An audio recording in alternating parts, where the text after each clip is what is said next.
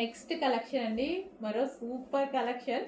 Highlight చేసినాం దుపట్టాని. ఇక్కడైతే దుపట్టా చూసారు కదా, హ్యాండ్లూమ్ దుపట్టా, మంచి హ్యాండ్లూమ్ దుపట్టా అన్నమాట.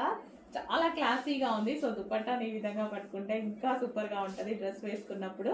సో ఇది వచ్చేసి మనకి మెయిన్ దుపట్టా హైలైట్ అండి. ఇందులో నేనైతే దుపట్టా చూసాను.